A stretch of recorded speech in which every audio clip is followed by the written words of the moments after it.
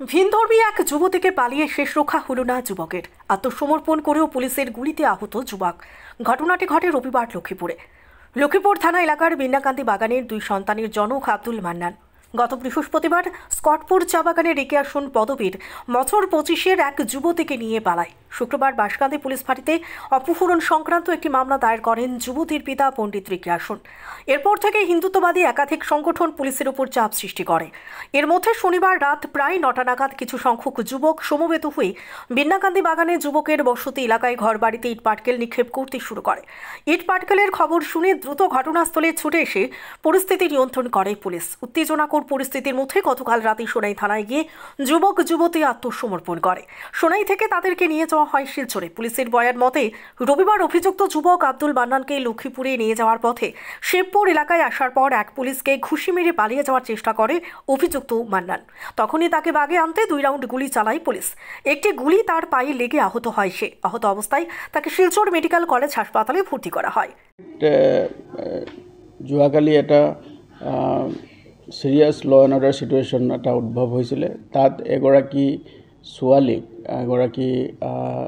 19 বছৰীয়া ছোৱালীক, চাহ বাগিচাৰ ছোৱালীক এগৰাকী স্থানীয় যুৱকে তেওঁ ইতিমধ্যে বিয়া বাৰু কৰোৱা ল'ৰা ছোৱালী আছে আৰু ছোৱালীজনীক কিডনেপ কৰি লৈ যায়। তাৰ ফলত স্থানীয় ৰাইজে তাত কেইবাশ লোক গোট খাই তাত এটা উত্তপ্ত পৰিস্থিতিৰ সৃষ্টি কৰে। সেই সময়ত পুলিচৰ সৈতেও যিসকল এজিটেটেড লোক আছিলে তেওঁলোকৰ মাজত হতাহতি হ'ল। আৰু ইতিমধ্যে যিজন ব্যক্তি তেওঁৰ নাম হ'ল মানান আহমেদ, তেওঁৰ বয়স 32 বছৰ। তেওঁ সেই ছোৱালীগৰাকীক কিডনেপ কৰি ইয়াৰ পৰা লৈ যাবৰ কাৰণে চেষ্টা কৰিছিলে। সেইটো সময়ত আমি মিজোৰাম বৰ্ডাৰত বিশেষ সূত্ৰৰ পমখেদি আমি সেই ছোৱালীগৰাকীক ৰিকভাৰ কৰিবলৈ আমি সক্ষম হ'লোঁ আৰু মানান আহমেদ নামৰ যিজন একিউজ ব্যক্তি আছিলে তেওঁক ধৰিবলৈ আমি সক্ষম হ'লোঁ।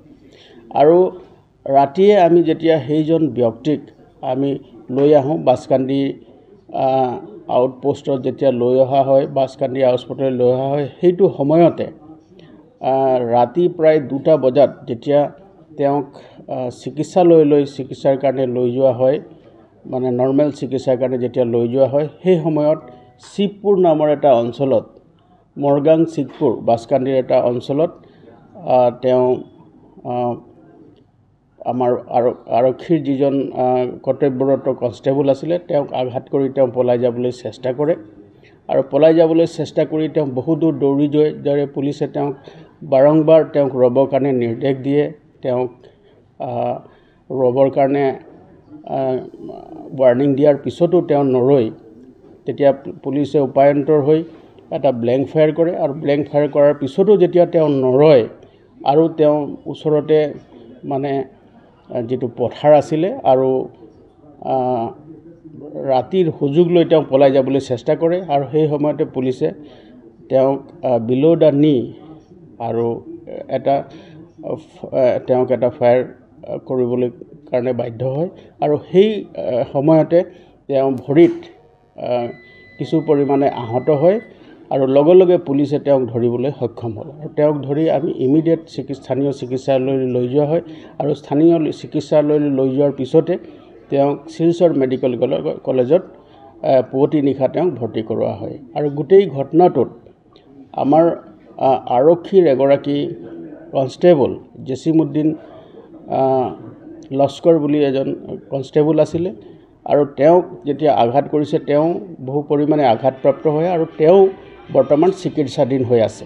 গতিকে গোটেই ঘটনাটোত আমি এটা মোকৰ্দমা ৰুজু কৰিছোঁ আৰু মোকৰ্দমা ৰুজু কৰি আমি তদন্ত অব্যাহত ৰাখিছোঁ। আৰু এই যিটো ঘটনা হৈছে এই ঘটনাটোত যাতে পুংখানুপুংখে যাতে ইয়াক অনুসন্ধান হয় তাৰ কাৰণে আমি তৎপৰ হৈ আছোঁ।